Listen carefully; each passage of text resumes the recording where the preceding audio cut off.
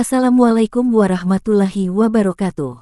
Bismillahirrahmanirrahim. Segala puji dan syukur kita panjatkan ke hadirat Allah Subhanahu wa Ta'ala, Tuhan yang Maha Adil, Maha Kasih, lagi Maha menyayangi seluruh makhluknya. Sholawat dan salam semoga senantiasa tercurah kepada junjungan kita Nabi Muhammad Sallallahu Alaihi Wasallam, penutup para nabi, sang pembawa cahaya peradaban, penuntun umat dari zaman ke zaman. Sahabat Teguh Rahayu Selamat Channel yang dirahmati Allah.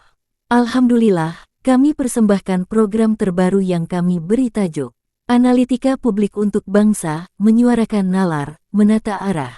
Sebuah ruang reflektif, kritis, dan konstruktif yang berupaya membaca denyut isu bangsa dari sudut pandang nalar publik yang jernih, akomodatif, dan maslahat. Kami hadir untuk mengajak semua kalangan berpikir lebih mendalam, menyikapi lebih bijak, dan bersuara lebih santun dalam membangun bangsa.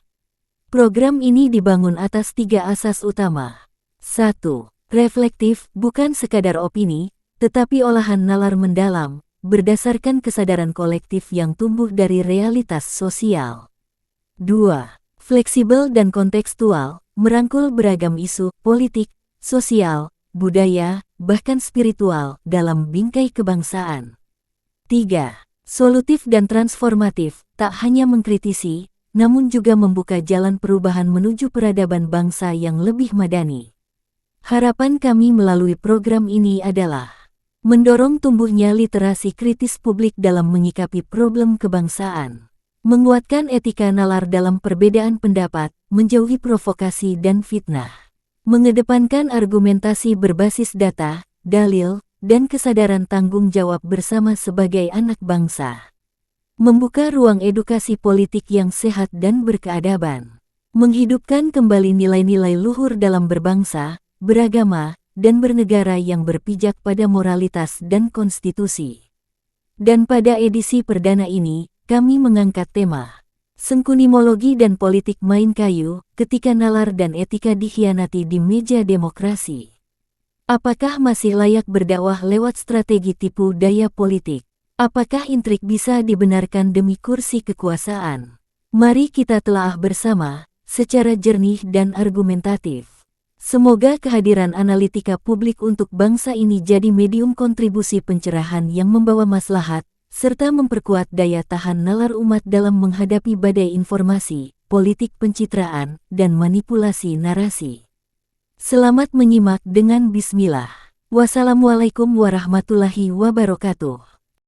Sengkunimologi politik, menguliti dinasti, menyingkap pengkhianatan konstitusi. Pendahuluan, sengkunimologi dan wajah politik Indonesia.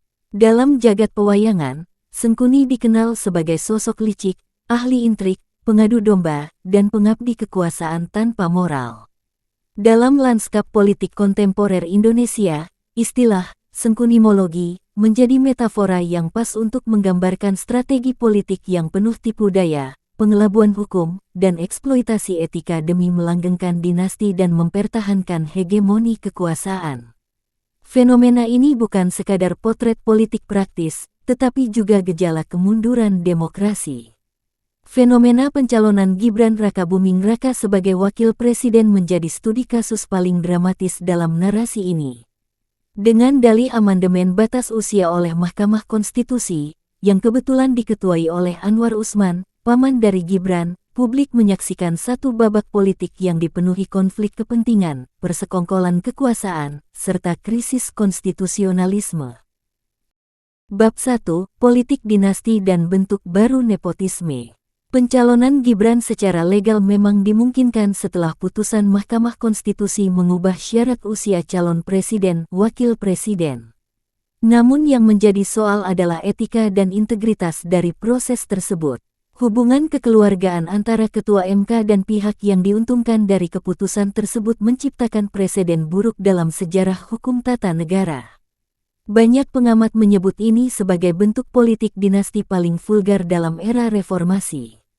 Bahkan, lembaga seperti Komisi Yudisial turut angkat bicara mengenai pelanggaran etik berat yang dilakukan Anwar Usman. Presiden Jokowi pun menuai kritik karena dianggap membiarkan, bahkan mengorkestrasi jalur politik anaknya. Bab 2, Efek Domino dan kian terbongkarnya kebusukan kekuasaan. Pasca Pilpres, efek domino tak terhindarkan. Muncul berbagai gugatan hukum dan kritik yang semakin nyaring. Salah satu isu yang kembali mencuat adalah dugaan ijazah palsu Presiden Jokowi. Isu ini telah lama bergulir, namun kembali disorot oleh publik dan forum hukum independen yang menyatakan bahwa legalitas administratif Jokowi perlu diuji secara lebih serius. Tudingan ini mulai berlapis dan meluas, dari sekadar isu administratif, kini merambat ke dugaan pemalsuan dokumen negara dan pembiaran sistemik. Indikasinya pun tidak berhenti pada Jokowi. Gibran kini berada dalam radar berikutnya. Banyak kalangan menduga, isu ijazah, konflik kepentingan jabatan, dan pelanggaran etika administratif akan ikut menyergap Gibran, apalagi jika langkah politiknya terus berlanjut ke 2029. Sengkunimologi menjadi semacam virus politik yang menular turun-temurun. Bab 3, Bangkitnya Gerakan Purnawirawan dan Oposisi Sipil. Tanda-tanda kegelisahan publik mulai terinstitusionalisasi. Forum Purnawirawan TNI Polri, yang dulu dikenal relatif netral, kini bersuara keras menyoroti penyimpangan demokrasi. Mereka mendesak agar negara kembali kepada prinsip-prinsip konstitusi dan supremasi hukum. Tindakan para purnawirawan ini bukan sekadar nostalgia idealisme, tetapi bentuk nyata dari patriotisme konstitusional. Koalisi masyarakat sipil, organisasi keagamaan, akademisi, hingga elemen mahasiswa, kini menyatu dalam satu narasi besar, melawan praktik kolusi, korupsi, dan nepotisme KKN gaya baru yang dipraktikkan oleh elit politik. Isu korupsi pun mulai diangkat sebagai potensi bom waktu. Kasus-kasus seperti perjalanan jet pribadi Gibran, pengadaan proyek IKN, relasi bisnis keluarga Jokowi, hingga dugaan keterlibatan dalam proyek infrastruktur strategis yang tidak transparan kini menjadi titik nyala perlawanan. Bab 4, Prabowo, Raja Baru dalam bayang-bayang sengkunimologi. Di tengah gejolak itu, Prabowo Subianto resmi dilantik sebagai Presiden RI.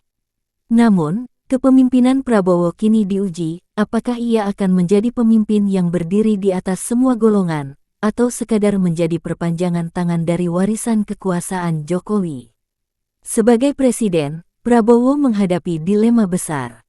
Di satu sisi, ia berhutang dukungan kepada Jokowi dan Gibran. Di sisi lain, rakyat menuntut perubahan nyata. Jika Prabowo memilih loyal kepada dinasti, maka kredibilitasnya sebagai pemimpin bangsa akan jatuh. Namun jika ia memilih mengambil jarak dan membangun jalan sendiri, ia harus berani memutus rantai sengkunimologi. Di awal masa jabatannya, Prabowo menunjukkan sikap penuh kalkulasi. Ia mengangkat figur dari lintas kubu ke dalam kabinetnya, tetapi tetap mempertahankan wajah-wajah lama dari lingkaran Jokowi. Manuver ini dianggap oleh sebagian pihak sebagai strategi menjaga stabilitas. Namun waktu akan membuktikan apakah itu bagian dari konsolidasi bangsa atau kompromi terhadap kebusukan sistem. Prabowo berada di persimpangan sejarah. Jika ia gagal membersihkan lingkar kekuasaan dari pengaruh keluarga Jokowi, maka pemerintahannya hanya akan menjadi bab lanjutan dari krisis moral politik nasional. Namun jika ia berani memutus jejaring kepentingan itu, bukan tidak mungkin ia mencetak legasi sebagai penyelamat demokrasi. Bab 5, Refleksi Demokrasi dan Jalan Keluar. Kondisi demokrasi Indonesia saat ini sangat rapuh. Di satu sisi, praktik pemilu masih berjalan, namun substansi demokrasi dirusak oleh oligarki, dinasti, dan pengkhianatan terhadap supremasi konstitusi. Perlawanan publik semakin kuat, dan gelombang gugatan hukum serta desakan investigasi kepada tokoh-tokoh kunci kekuasaan menjadi semakin tak terbendung. Dalam titik ini, penting bagi bangsa untuk kembali kepada prinsip awal demokrasi, kedaulatan di tangan rakyat. Elit politik harus menyadari bahwa legitimasi bukan hanya soal angka di bilik suara, tetapi juga moralitas dan keadilan prosedural. Segala bentuk pengkhianatan terhadap konstitusi hanya akan mempercepat disintegrasi kepercayaan publik dan pada akhirnya merusak fondasi negara. Kesimpulan, menolak sengkunimologi, menyelamatkan masa depan. Sengkunimologi adalah wajah nyata dari krisis etika dan hukum dalam politik kita. Ia bukan sekadar praktik kotor, tetapi cermin dari sistem yang mulai busuk dari dalam. Jika tidak dihentikan, maka sejarah Indonesia akan mencatat era ini sebagai kemunduran demokrasi yang paling gelap pasca reformasi. Dibutuhkan gerakan nasional, lintas ideologi, untuk mengembalikan marwah konstitusi. Kepemimpinan Prabowo akan sangat menentukan apakah ia akan memilih membebaskan dirinya dari bayang-bayang sengkunimologi, atau justru menjadi bagian darinya. Dan bagi rakyat, kesadaran politik harus terus dibangun. Jangan biarkan sejarah mengulang kegelapan hanya karena kita lalai. Masa depan demokrasi Indonesia bergantung pada keberanian kita semua menolak politik tipu daya dan memilih jalan yang lurus, jalan konstitusi, jalan kejujuran, dan jalan keberadaban. Akhirul Analitika nyampailah pada suatu kesimpulan bahwa sengkunimologi, politik gaya sengkuni. Dalam lakon pewayangan Jawa, sengkuni adalah dalang kekacauan, licik, manipulatif, dan pandai mengadu domba dari balik layar. Ia tak pernah maju sebagai ksatria, tapi lihai menusuk dari bayang-bayang. Ironisnya, watak semacam ini justru menjelma dalam politik kita hari ini. Lahir gaya politik, sengkunimologi, praktik culas yang menjauhkan bangsa dari etika dan akal sehat. Setiap musim politik tiba, sengkunimologi menyeruak. Kontestasi berubah jadi ajang fitnah, bukan adu gagasan. Aib pribadi jadi peluru, framing jadi senjata, dan buzzer jadi algojo. Politikus lebih sibuk mencipta ilusi daripada membangun solusi. Mereka tak ingin rakyat cerdas, hanya ingin rakyat terseret opini palsu. Lebih parah lagi, politik identitas terus memproduksi dikotomi, Muhammadiyah versus NU, nasionalis versus religius, pribumi versus asing. Rakyat dibelah, pilihan politik harus tunduk simbol budaya atau afiliasi keagamaan. Padahal, Pancasila menjamin kebebasan berpikir dan memilih. Umat bukan pion elit, dan suara bukan milik ormas. Isu berat seperti HAM, korupsi, dan kejahatan besar pun dijadikan bahan gorengan. Bukannya diuji lewat hukum, malah jadi narasi kampanye. Ini bukan demokrasi, tapi persekongkolan licik perusak keadaban. Kalau ada pelanggaran, bawa ke pengadilan. Jika hendak mengkritik, tunjukkan data. Jangan ubah demokrasi jadi teater hoaks. Sengkunimologi membunuh akhlak politik. Ia mencetak politisi pengecut, lihai mencaci tak sanggup tanggung jawab. Kita butuh pemimpin ksatria, bukan penyelip paku dalam bunga. Rakyat ingin kejujuran, bukan kelicikan yang dibungkus retorika. Kini saatnya akhiri era tipu daya, kembalikan politik sebagai ruang amanah dan adu gagasan. Hentikan racun sengkunimologi yang melemahkan bangsa dari dalam. Mari bangun demokrasi bermartabat, bersih, dan berpijak pada nurani.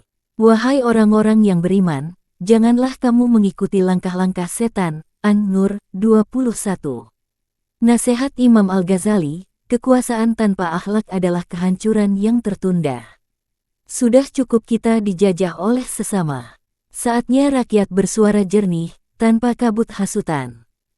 Daftar sumber. 1. Kompasiana, https://www.kompasiana.com Robiarman Channel 4833/6631 A8 desibel 1.470.936 FVC 74530 A4 Kontroversi pencalonan Gibran sebagai wakil presiden antara legalitas politik dan etika. 2. Tempo, Co. https://www.tempo.co Politik dinasti Jokowi ramai-ramai disorot pengamat politik pakar hukum tata negara sampai media internasional 76861. 3. Mahkamah Konstitusi, https://testing, it berita putusan MAK soal batas usia Capres-Cawapres final dan mengikat 19979. 4. Kompas, https://www.kompas, Baca Polhuk 2023/10/26 menyeret Mek di balik politik dinasti Jokowi. 5. Reuters, https://www.reuters.com, World Asia Pacific, Deket Jokowi Indonesia's Demokrasi Icon Leaves Illiberal Legacy Critics Say 2024-1014. 6. Reuters, https://www.reuters.com, World Asia Pacific, Indonesia's Anti-Graft Body Plans Query President's Son About Private Jet Trip 20240828. Disclaimer. Tulisan ini disusun semata-mata untuk keperluan edukatif, reflektif, dan kritik konstruktif atas dinamika politik Indonesia. Semua opini bersifat analitis dan bukan tuduhan hukum. Penulis tidak bermaksud menyudutkan pihak manapun secara personal, namun bertujuan menumbuhkan kesadaran kritis di tengah masyarakat sipil demi masa depan demokrasi yang lebih sehat dan adil.